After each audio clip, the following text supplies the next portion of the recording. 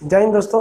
चलिए आज हम लोग देखते हैं फिजिक्स का एक नया टॉपिक, संधारित्र या कैपेसिटर किसे कहा जाता है। देखिए हर चीज की अपनी एक कैपेसिटी होती है। जैसे अगर आपने एक गिलास पानी लिया तो उसमें एक गिलास ही पानी आएगा, आप उसको इससे ज्यादा नहीं भर सकते।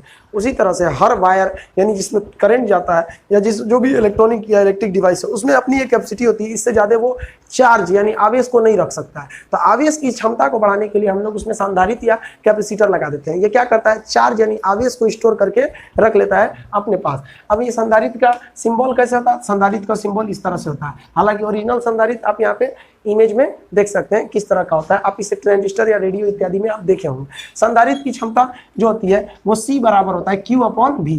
आप यहाँ से उसके न्यूमेरिकल वैल्यू को भी क्या कर सकते हैं, निकाल सकते हैं। अगर वो दे देगा कि मान लीजिए 10 कूलम का कोई चार्ज है, 2 वोल्ट के करंट से 2 वोल्ट का करंट जा रहा है, तो उसका कैपेसिटर कितना होगा, 10/2 यानी 5 हो जाएगा कैपेसिटर। अब देखिए कैपेसिटर का जो मात्रक होता है ना वो फैराडे होता है, फैराडे।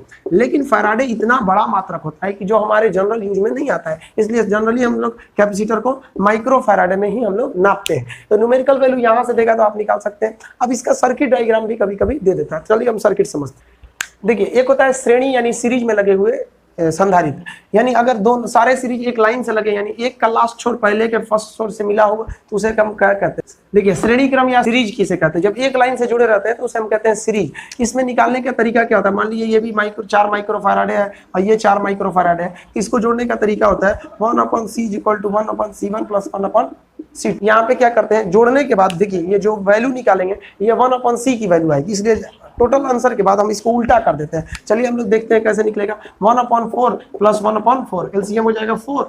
ये यहाँ पे हो गया, ये आंसर आ गया हमारा 1/2।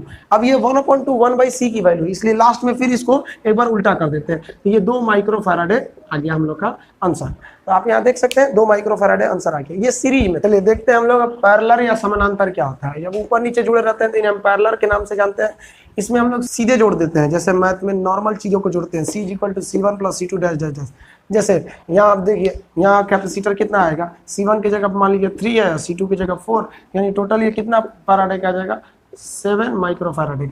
ये पीरियड और सीरीज का कॉम्बिनेशन था। अगर बड़ा रहेगा तो आप उसमें मिला के करेंगे। आप एक चीज ध्यान दिए होंगे, ये रेसिस्टेंस यानी प्रतिरोध का ठीक उल्टा होता है। अब अगला न्यूमेरिकल कैसे आता है उसको समझ। देखिए कभी कभी क्वेश्चन कैसे दे देता है कि अगर 2 कैपेसिटर है, कोई कैपेसिटर है, उसके 2 प्लेटों का एरिया यानी जो प्लेट का जो एरिया है, इस एरिया को बढ़ा देंगे तो इसकी कैपेसिटी पर क्या असर पड़ेगा संधारित्र की। इसके बीच की दूरी को घटा देंगे तो क्या होगा, इसके बीच एक धातु का छड़ रख देंगे तो क्या होगा, अगर इंसुलेटर यानी अधातु का कोई रख देंगे तो क्या होगा। इस टाइप से रिलेटेड क्वेश्चन भी आते हैं। तो पहले तो आप उसको फॉर्मूला बेसिस पे आप समझिए। ये फॉर्मूला वाले की याद नहीं रखिएगा आप, इससे कोई खास नहीं। जब न्यूमेरिकल सॉल्व करना हो तभी इसका यूज करिएगा। C यानी C = ε0 A/d। ε0 एक स्थिरांक है, इसका वैल्यू आपको एग्जाम में दिए रहेंगे क्वेश्चन में।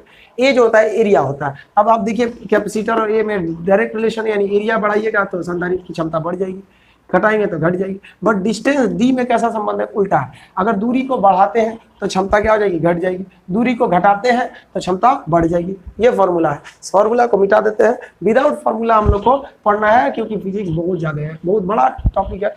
कितना फॉर्मूला हम लोग याद रखेंगे, आप ऐसे नॉर्मली समझिए क्या होता है। चलिए अब समझिए संधारित्र की क्षमता यानी C यानी क्षमता याद रखना। आप ऐसे समझिए ना, आपको खाना खाना है, ठीक है, आपके पास प्लेट है। अब आप खुद सोचिए, कहेगा कि प्लेटों के एरिया बढ़ाएंगे तो कितना खाना हटेगा, यानी कैपेसिटी कितनी होगी। आप नॉर्मल नहीं सोच सकते हैं। अगर बड़ा प्लेट रहेगा तो ज्यादा खाना हटेगा, यानी प्लेट का एरिया बढ़ाएंगे तो ज्यादा क्षमता हटेगा। तो एरिया बढ़ाने से क्षमता बढ़ जाती है, एरिया घटाएंगे तो घट जाएगा। बड़ा का परात लेके बैठ जाइएगा, ज्यादा खाना हटेगा। छोटा सा छीप लेके बैठेंगे उसमें खाना कम आएगा। तो यानी ये तो आपको बिना फॉर्मूला ही बता सकते हैं, आपको इसमें फॉर्मूला लगाने की क्या जरूरत पड़ रही है ए की वैल्यू बढ़ाने या घटाने से। चलिए अब आगे समझ जाते हैं दूरी बढ़ाने या घटाने से। दूरी बढ़ाने पे क्या असर पड़ता है, अब आप खुद सोचिए। मान लीजिए आप कहीं बारात में खाना खा रहे हैं और किसी से सब्जी मांगा और बहुत दूर है, वो ऐसे देगा, लीजिए लीजिए। अगर ज्यादा दूरी है तो ज्यादा थोड़ी ना देगा, कम ही देगा। तो दूरी बढ़ाएंगे तो कैपेसिटी घट जाएगी। और एकदम पास में बैठा है, एकदम आपके बगल में बाल्टी रख दिया है, आप तब मांगिएगा, यानी दूरी एकदम क्या कर दिए, कम कर दिए, तो क्षमता बढ़ा देगा, एकदम बढ़िया से निकाल के देगा। लो भाई भर पेट खाओ, एकदम पूरा थाली रख देगा वहां पे। तो ये एरिया पे भी डिपेंड करता है। अब आप समझिए यहाँ पे इसके लिए फॉर्मूला की क्या जरूरत है, ज्यादा करीब से मांगिएगा ज्यादा देगा, दूर से मांगिएगा कम देगा। अब एक चीज पूछता है कि अगर इनके बीच में धातु का प्लेट जोड़ दिया, यानी एक चालक का छड़ जोड़ दिया जाए, तब अब आप खुद सोचिए कि आप जिस परात में जिसमें खाना बना है, जिस डेग में, उसी में जाके आपका मुंह जोड़ दे, आप खाते रहिए, कितना खाएंगे, अनंत खाते रहिए, एकदम पूरा मुंह ढक जाइए खा के उसमें। तो जब कभी भी इसमें धातु का छड़ जोड़ेगा, धातु का, तो इसकी धारिता संधारित्र की क्या हो जाएगी, अनंत हो जाएगी। लेकिन आप थोड़ा सोचिए, अगर आपका मुंह जोड़ दे किसी परात में जिसमें खाना बना है, लेकिन उसमें ढक्कन लगा दिया तब मुंह जोड़े, तो कितना खाइएगा, कुछ नहीं खा पाएगा, जीरो। तो अगर ये धातु है तब तो अनंत हो जाएगा, लेकिन अगर ये अधातु है या इंसुलेटर है, कुचालक है, तब इसकी संधारित्र की धारिता शून्य हो जाएगी। यानी आप बिना फॉर्मूला के ही देख सकते हैं, फॉर्मूला लगाने की क्या जरूरत है। अब एक चीज और क्वेश्चन पूछता है कि एक और फॉर्मूला होता है C = होता है Q/V, एक ये फॉर्मूला भी होता है। इस पर क्या पूछता है, आवेश की मात्रा बढ़ाने पे धारिता बढ़ेगी कि घटेगी। आप बताइए ना, किसी शादी ब्याह में खाना बहुत ज्यादा बना है तो आपको भी ज्यादा मिलेगा, यानी आवेश ज्यादा है तो धारिता भी ज्यादा रहेगा। खाना ही कम बना ही कम है, बाराती को घट गया तो आप लोग को कहाँ मिलेगा, कम मिलेगा। तो वही अगर आवेश ही कम है तो धारिता भी कम रहेगी। अब अगला क्वेश्चन क्या कहता है, संधारित्र से वोल्टेज से रिलेटेड, कि वोल्टेज बढ़ाएंगे तो क्या होगा, वोल्टेज घटाएंगे तो क्या होगा। तो सबसे पहले आप समझिए वोल्टेज होता क्या है। करंट को धक्का देने वाले फोर्स को हम लोग कहते हैं वोल्टेज, इसलिए इसको इलेक्ट्रोमोटिव फोर्स ईएमएफ भी कहते हैं। छोटा वोल्टेज रहेगा तो उसे ईएमएफ कहेंगे, बड़ा वोल्टेज रहेगा तो उसे वोल्टेज कहेंगे, विभव कहेंगे। अब देखिए फॉर्मूला के हिसाब से वोल्टेज बढ़ाएंगे तो धारिता घट जानी चाहिए, क्योंकि दोनों में उल्टा रिलेशन।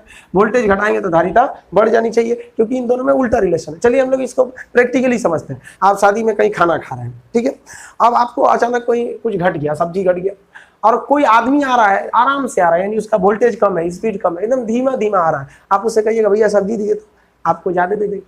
क्यों, क्योंकि इसका स्पीड कम था। करंट की स्पीड को वोल्टेज कहते हैं, वोल्टेज कम रहेगा, धारिता ज्यादा देगा, आपको बहुत ज्यादा दे देगा। चलिए, लेकिन मान लीजिए अगर उसी शादी में कोई सब्जी ले रहा है और वो देख लिया है अपनी वाली को कि उसकी वाली किधर बैठी है, तब तो सीधे भागेगा हाई वोल्टेज में अपनी वाली की ओर, और उसी में आप उसको कहिएगा भाई भाई सब्जी, तो क्या करेगा, इसे दे देगा, लो भाई इतना सा बहुत है, इतना थोड़ा सा दे देगा आपको। रीजन क्या है, उसका वोल्टेज ज्यादा है। क्यों, आप समझ रहे हैं ना, किसको देखा है वो भागेगा उधर ही। आप लोग तो ऐसा किए होंगे लोग शादी ब्याह में, जिसको अपना देख लिए वहां पर एकदम सोचते हैं कि गले तक ढकेल के खिला दे। तो जब कभी भी वोल्टेज बढ़ाएंगे तो वोल्टेज बढ़ने की वजह से यानी स्पीड बढ़ेगा, धारिता घट जाएगी, और स्पीड घटाएंगे आराम से, कोई आ रहा है आराम से आपको देगा। तो ये रिलेशन हो गया आपका संधारित्र पर। इसकी धारिता का मात्रा क्या होता है, फैराडे नापते हैं हम लोग माइक्रो फैराडे में। इसका काम क्या है, आवेश को संचित कर देना। यही काम करता है पंखा में एक कंडेंसर लगाया जाता है, वो आवेश को क्या करता है, इकट्ठा करके रख लेता है। अगर कंडेंसर 2 ठो लगा देंगे, ज्यादा आवेश रोक लेगा, पंखा ज्यादा तेज नाचने लगेगा। 10 ठो लगा दीजिएगा तो हेलीकॉप्टर थोड़ी बन जाएगा भाई, उसका भी एक कैपेसिटी है, जल जाएगा फिर पंखा आपका। तो ये था आपका संधारित्र। चलिए मिलते हैं हम लोग नेक्स्ट वीडियो में, तब तक के लिए